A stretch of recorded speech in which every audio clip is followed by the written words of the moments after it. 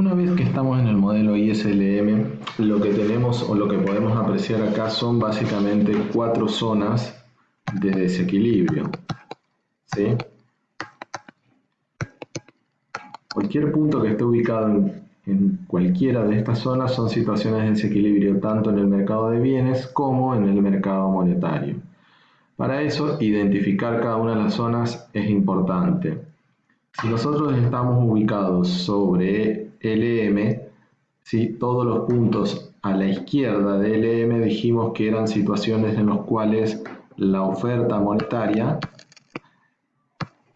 era mayor que la demanda monetaria.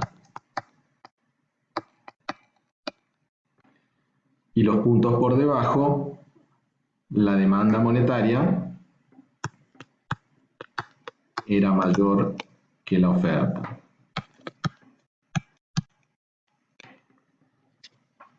Ahora, si nosotros analizamos solamente IS, como la variable de ajuste de IS es el nivel de producción, todos los puntos que están a la derecha de IS se corresponden con exceso de producción, exceso de oferta.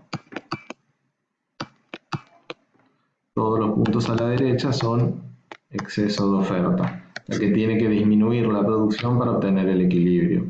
Mientras que los puntos a la izquierda son exceso de demanda.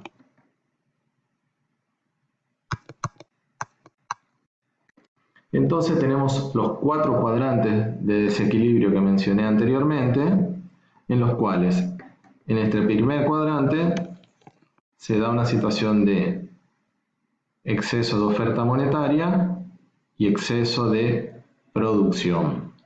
En el cuadrante de la izquierda que estamos analizando ahora tenemos exceso de oferta monetaria y exceso de demanda de bienes.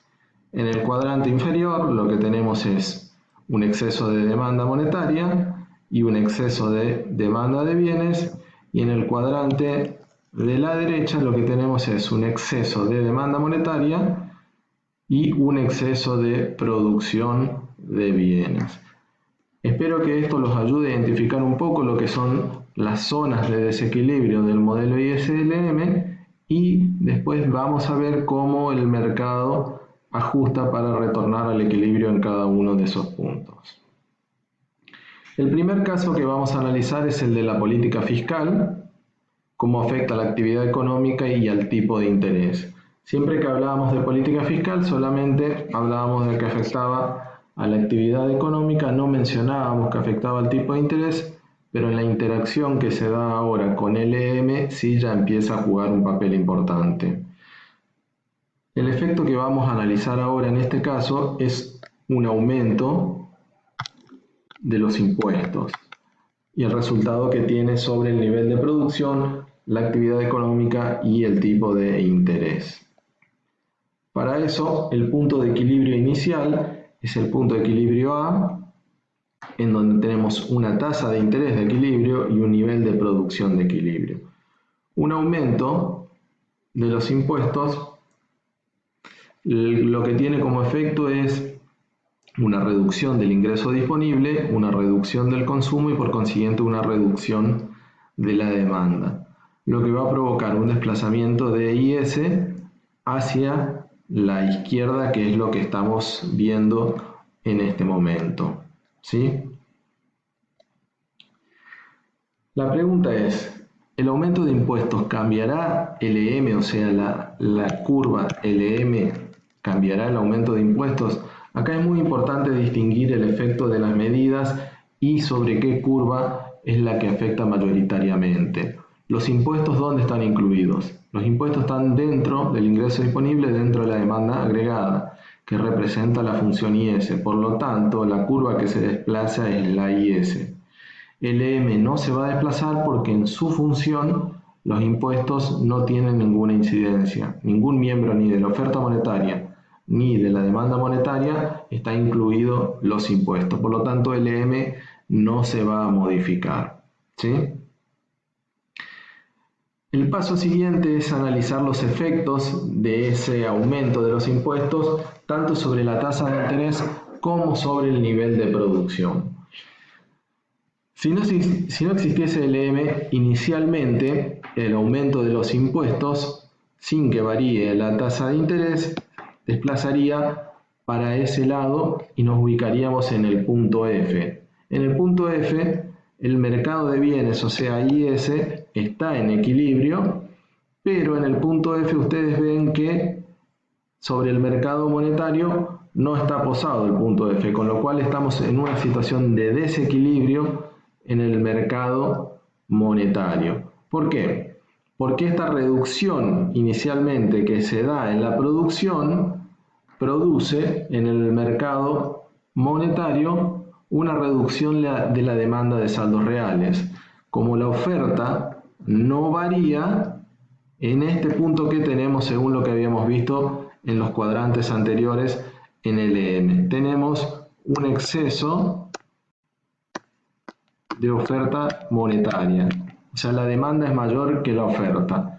Por lo tanto, la variable de ajuste, que es la tasa de interés, va a tener que reducirse para lograr de que la demanda de saldos reales vuelva a coincidir con la oferta monetaria y el mercado monetario, valga la redundancia, se encuentre en equilibrio.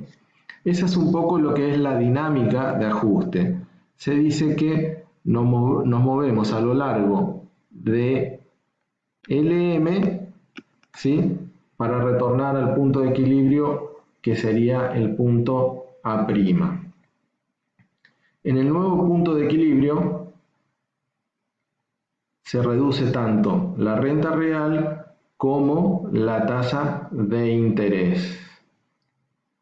Con lo cual, el efecto final es que una contracción fiscal, o sea, el aumento en realidad de los impuestos, disminuye tanto el interés como la producción. Tratando de hacer una secuencia lógica de cómo ocurren estos eventos y cómo se dan, tenemos que empezar que el aumento de impuestos reduce el ingreso disponible, ¿sí? Lo vemos mejor, lo vamos a poner en la pizarra a ver si lo podemos entender. El aumento de los impuestos reduce el ingreso disponible. Esa reducción de ingreso disponible produce una reducción del consumo, lo que a su vez produce una reducción de la demanda y una reducción de la producción. Esto todo ocurre en el mercado de bienes. Esa reducción de la producción va a provocar un aumento de la demanda monetaria. Como la oferta monetaria es fija, lo que tiene que ocurrir es que se reduzca el tipo de interés para volver a obtener el equilibrio en el mercado de bienes. ¿Sí? Esa reducción del tipo de interés, cuando volvemos al mercado de bienes, va a provocar un aumento de la inversión y un aumento de la producción, pero en menor magnitud que lo que disminuyó inicialmente como consecuencia de la suba de los impuestos. Eso es lo que vemos acá. La suba de los impuestos reduce la producción en una magnitud mayor y cuando empieza a bajar la tasa de interés, la producción empieza a recuperar. Si no tuviésemos mercado monetario, la producción hubiese caído hasta ese punto. Como tenemos mercado monetario, la baja de tasa de interés amortigua un poco la caída de la producción y hace que la reducción final sea de una magnitud menor que la que estábamos viendo anteriormente. Es un poco engorrosa y complicada la explicación, pero una vez que ustedes vayan entendiendo el mecanismo de cómo funciona, a qué mercado afecta y cuáles son las variables que se van aplicando, lo van a entender mucho más fácil. Ahora vamos a ver el efecto de la política monetaria sobre la actividad económica y el tipo de interés. El efecto inicial va a ser un aumento de la cantidad de dinero, o sea, LM se va a desplazar hacia la derecha. El punto original de equilibrio es aquel en que se cruzan las dos rectas o las dos curvas y tenemos una combinación de tasa de interés de producción que maneja el equilibrio en el mercado, en los dos mercados al mismo tiempo. El aumento de la cantidad de dinero ya dijimos que puede ser por una operación de mercado abierto, o sea, una compra de bonos donde el Banco Central adquiere esos bonos y emite dinero, lo que aumenta sería M. Ese aumento de la oferta monetaria inicial, si no estuviésemos, ¿sí? Si no hubiese mercado de bienes, debería, para mantener el equilibrio, reducir la tasa de interés hasta este punto para que el mercado siga estando en equilibrio. Pero ¿qué pasa en este punto? ¿Qué va a pasar? Si analizamos el mercado de bienes, en este punto el mercado monetario está en equilibrio, pero en el mercado de bienes tenemos un exceso de demanda, para lo cual, cuando hay un exceso de demanda, la producción va a tener que subir lo suficiente para retornar al equilibrio y ubicarse de vuelta en IS. Con lo cual, el efecto final de una política monetaria expansiva va a ser aumento de la producción y reducción de la tasa de interés. ¿Cómo se da ese circuito lógico? Según lo que habíamos visto acá anteriormente, vamos a hacer así. Vamos a borrar lo que estaba y vamos a volver a escribir. Un aumento de la cantidad de dinero para ajustar el mercado monetario, lo que va a provocar va a ser una reducción de la tasa de interés. Si nos vamos al mercado de bienes, esa reducción de la tasa de interés va a provocar un aumento de la inversión, por consiguiente un aumento de la demanda agregada, por consiguiente un aumento del nivel de producción. Ese aumento del nivel de producción va a producir un aumento de la demanda monetaria y va a hacer aumentar un poco la tasa de interés, pero no en la magnitud de la reducción original que tuvimos. Eso lo vemos acá.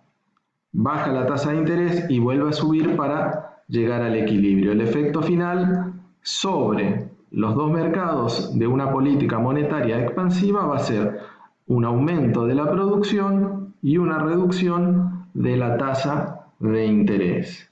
Y este sería un cuadro resumen de los distintos tipos de política aplicable y qué curvas serían las que estarían cambiando y sobre qué variables estarían afectando.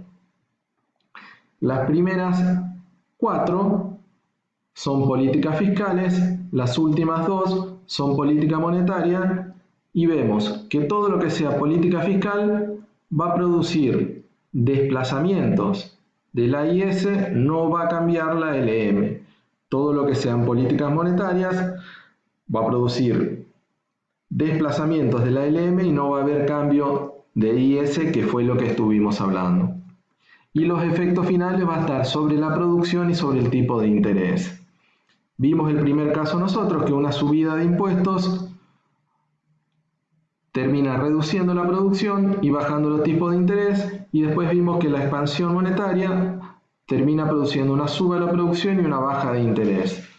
Otros tipos de efectos que pueden tener: aumento del gasto público, va a terminar produciendo una suba de la producción y una suba de la tasa, y una contracción monetaria va a producir una baja de la producción y una suba de los tipos de interés. Estos son los instrumentos con los que va a contar el gobierno para poder afectar la actividad económica e influir sobre el resultado de la misma.